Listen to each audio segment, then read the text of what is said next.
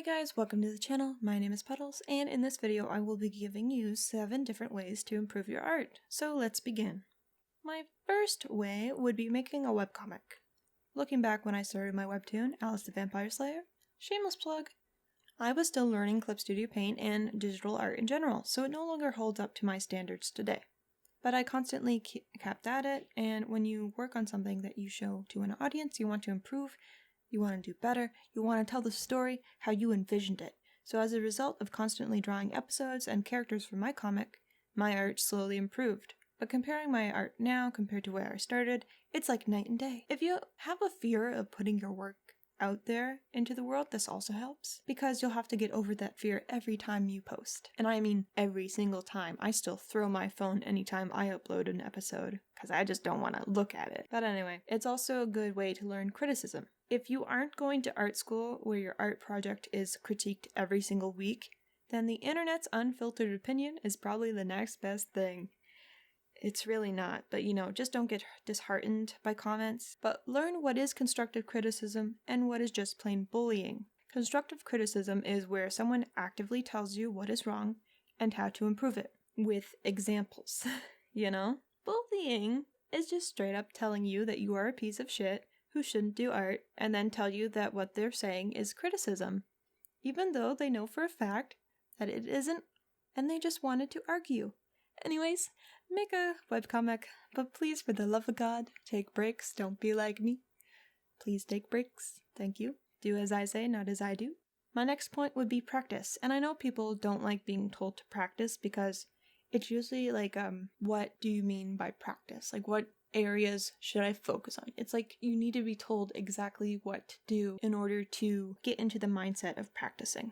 But for example, if you are bad at drawing hands, practice drawing hands. And when you are bored or have improved in that area, focus on another. The thing about practicing is that if you're not aware of what needs improvement, you're going to continue making the same mistakes. And I actually fell into that idea. My art was fine. It looked 10 out of 10.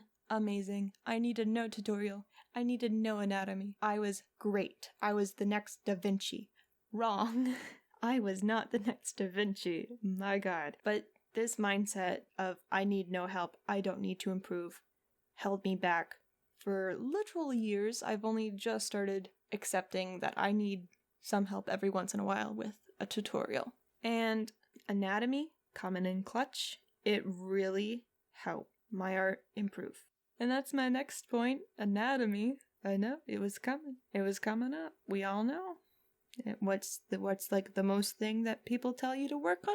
Anatomy. But look, I don't care if you say that your art has a certain style that isn't anatomically proportional. But look, a good foundation is important, or else your house will fall down. If you want to make a cool pose, but know nothing about the basics of anatomy, you are in for pain and frustration.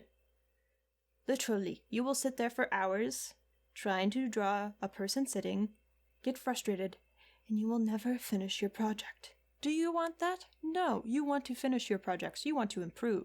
So work on the anatomy.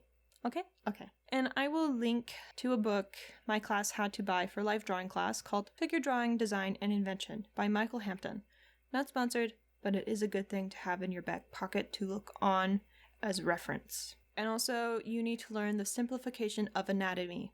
Once you've learned the anatomy basics, like the full-on skeletal drawings and muscles and tendons and all the ooey-gooey bits, you will shorthand anatomy to its basic forms and shapes, which is circles, cylinders, squares. Not really squares, they're more like cubes, but 3D stuff. This helps with shape language and character design, and it makes life easier when you're trying to draw outside of a flat 2D character because you are using 3D shapes. You don't want your character to look too flat, is what I'm trying to get, so you would use 3D shapes to bring your character forward a bit, out like jutting out from the page. That's why you need to learn your simplification of anatomy. Next point, vary your line widths. Sometimes after I'm done sketching my character and I go to the next step, I don't like the line art. I will admit, usually it's just because I needed to vary the line widths, or it's just not up to my high standards. But varying line widths is as simple as making a line thicker in an area where shadows might hit, like in clothing folds or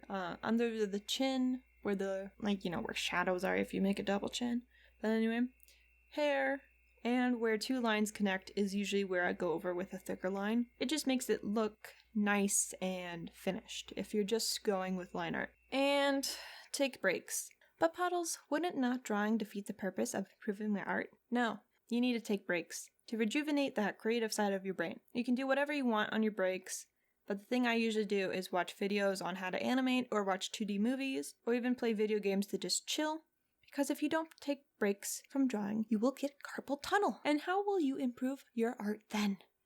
The answer is, you probably won't. Plus, usually during these breaks, if I'm not in the mood to draw, something I'm watching might inspire me to get me back to my tablet. Back to my lovely tablet that I never leave. But also, if you're staring at your art for like 10 hours and something looks off to you, if you take a break and then come back maybe an hour later with fresh eyes, you will be able to see exactly what went wrong and why it was bugging you so much. Because usually, like, I'll look at something and I'll be like, ugh, that looks disgusting. Then I leave and then I come back, I'm like, oh my god, I know it was wrong. It was the other eye this entire time. But anyway, just take breaks. Do as I say, not as I do. And I think I will end it on this last tip, which is perspective. We all knew it was coming. But if your figure drawings are the bomb, but your backgrounds look like children's scribble, you may need to learn some perspective. Perspective is what I would consider the technical side of drawing, where you are trying to create the illusion of depth and make a 3D design on a 2D plane. Perspective is still something I struggle with.